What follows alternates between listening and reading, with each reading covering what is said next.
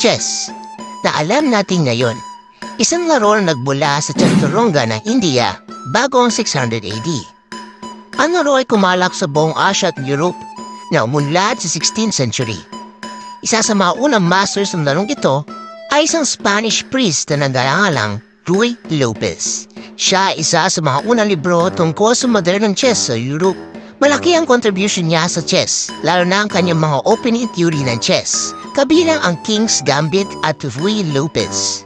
Siya ang sakalam na manlalaro ng Spain sa loob ng 20 years. Noon, ang chess ay nakalaan lamang sa mga hari at miyembro ng matataas na uri. Sa panahon ngayon, ang chess ay nilalaro ng karaniwang tao. Kahit sa murang edad, ang modernong design ng chess ay tinatawag na Stoton, na isang English master noong mid-1800s. Ngayon, talakayin natin ang bawat movements ng chess pieces. Pawn. Isang diretsong movement sa dalawang squares at inaatake nito o kinukuha ang bawat piraso ng diagonal sa kaliwa o kanan. Bishop. Ang movement nito ay parang pa letter X. Kaya nito gumalaw kahit saan kung walang nakaharang na piraso. Knight. Ang mukhang gabay si chess. Ang movement nito ay parang pa letter L. Ito ay makakatake lamang kung ano ang lalapag nito. Rook. Maaari itong lumipat na maraming pwesto hanggat gusto nito, horizontally or vertically. Queen. Ang movement nito ay mixed ng bishop at rook. Last but not the least, ang king. Ang pinakamahalaga na piece. Kapag naatake ang king, ang tawag doon ay check. Alam niyo ba na may secret movement sa chess? Ang en passant ay special chess rule na naibibigay sa mga pawn ng opsyon na kumuha ng isang pawn na nakapasalang dito. Ngayon nalaman na natin ang movement ng bawat chess pieces. Bawat pieces may kanya-kanyang potensyal kaya tuloy ang laban. Tandaan, ang buhay ay weather lang.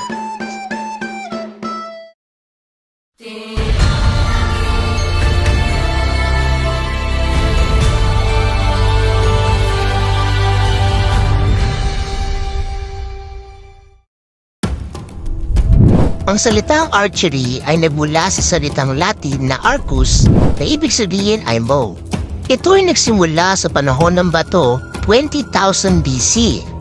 Ang pinakaunang mga tao na kilalang gumamit ng mga bow ay ang mga sinuunang Egyptian na ginagamit para sa pangangaso at paikipagdigma. Sa China, ang pinakaunang katibayan ng archery ay nagsimula sa Shang Dynasty.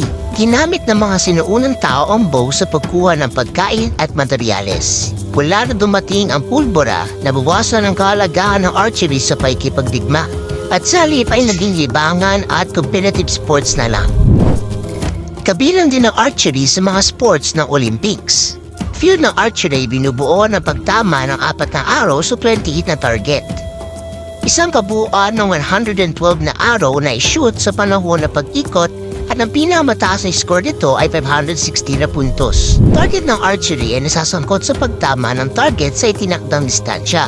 Ang mga archer ay nakapwesto hanggang 17 na metro para sa recurve at 15 na metro para sa compound sa karaniwang kompetisyon. Nilalay ng mga archers ang 5 kulay na target na minubuo na sa scoring zone sa gold, red, blue at black sa white rings.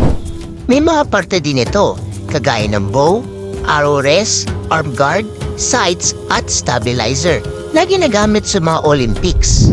Tandaan, masakit matamaan kapag nasaktan, kaya mag-move on ka na.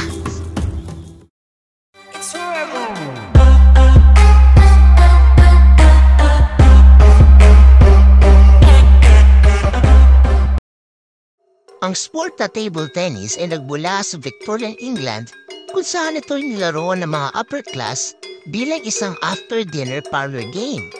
Binuo ng mga opisyal na militar sa Britanya sa India ang larong ito noong mga 1860s o 1870s. At meron itong 3 klase ng movement. Una-muna, ang side-to-side movement, in-out movement, at pivoting movement. Ang table tennis ay isang Olympic sport mula noong 1988 na may mga kategorya na kaganapan sa pareho panlalaki o pangbabae na solo at doubles noong 2008. Hindi na pong Olympics ang table tennis, ngunit bilang isang karaniwang libangan sa mga manlalaro sa lahat ng antas na edad.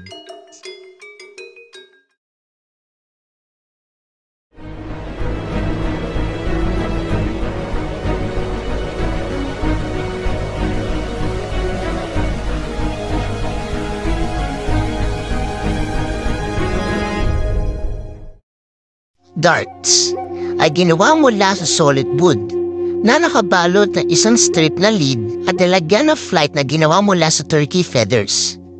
Ang mga darts na ito ay pangunahing ginawa sa France at naging kilala bilang French darts.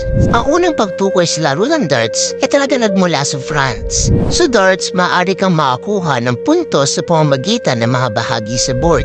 Ngayon, tatalakayin natin ang proper throwing of darts. Una, hawakan ang dart gamit ang tatlong daliri, itaas ang dart sa tapat ng mata at ihana ito sa iyong target sa board. Ihagis ang dart gamit ang iyong kamay at pulso. Pitikin ang iyong pulso habang binibitaw mo ang dart. Bakit ba ganun kadali ang sports ng dart? Masaya kabande ang larong darts dahil open ito sa lahat ng antas ng edad, bata man o matanda. Kaya everybody is happy!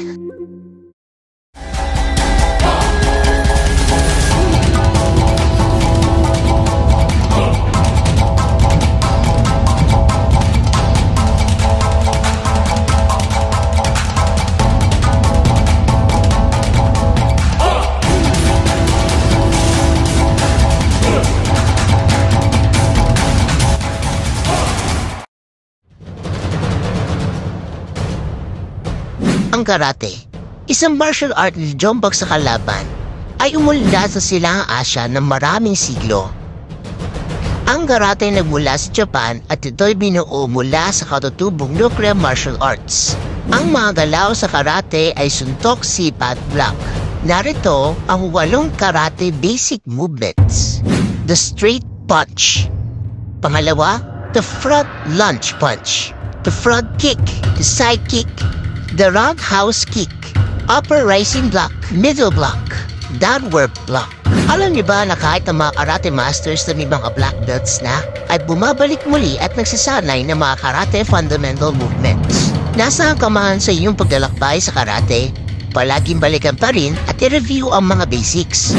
Tandaan, ang may tiyaga, may nilaga. The last race of 2022, the last World Cup is underway here. Shouter's not getting the best of starts. Coming towards us with the #1 place, will take his 8th title if things stay as they are.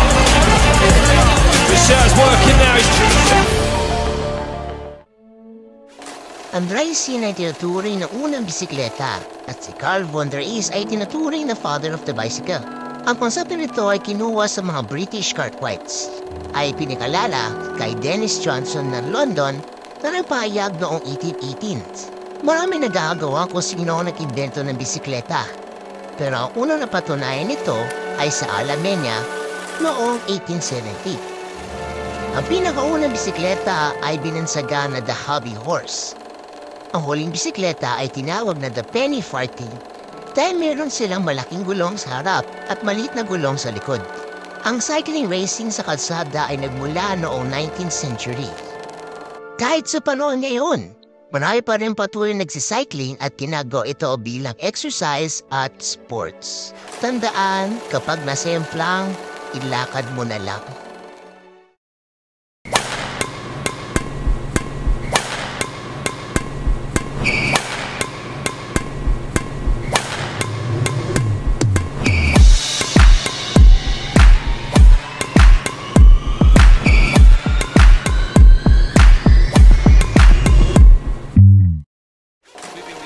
Ang larong badminton ay nagmula sa country estate ng mga Duke sa England, kung saan ito'y unang nilaro noong 1873. Ang sports na ito ay maaaring masubaybayan sa Greece, China at India.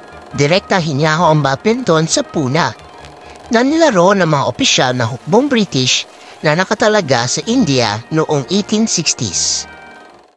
Ngayon, tatalakay natin ang basic badminton skills. Forehand smash. Ang smash shot ay ginagamitan ng lakas at bilis na paghataw ng shuttlecock pababa sa court ng kalaban.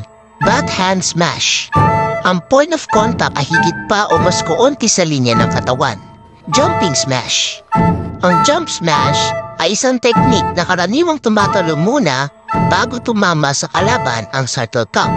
High serve. Isang teknik na kung saan ang shuttlecock ay tinatamaan ng mataas. Low serve. Ang mababang serve na ito ay halos lumilipad sa ibabaw ng net. Drive serve, isang malakas na serve na nagpapadala ng shuttlecock sa court ng kalaban. Ngayon nalaman na natin ang basic movement ng badminton. Iwasan ang mahigpit na pagkakahawak. Pag nadapa ka, tandaan, para kanino ka bumabangon.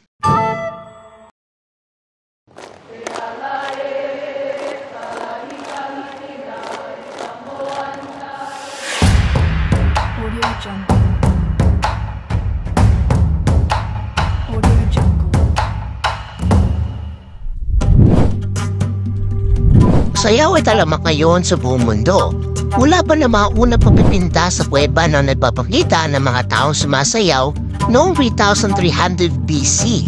Ang sayaw ay pangunahing ginagamit para sa mga ceremonies, kasaysayan ukit na nagpapakita na pinagbulan ng sayaw sa kuweba sa India ay tinayo noong 8,000 BCE. Ang mga pitin sa libingan ng Egypt ay naglalarawan din ng religious dances noong mga 3,300 BCE. Alam natin lahat na ang sayaw ay gumaganap sa art, screen at media. Pero, alam niyo ba ang pagsasayaw ay maaari din maging isang anyo ng physical fitness o pagpapahayag ng kultura. Sayaw ay may tutuloy na nakapagbigay ng good vibes sa atin na kung saan tumutulong ito sa pag-produce ng happy hormones. Kaya, sayaw lang kahit patigas ang katawan.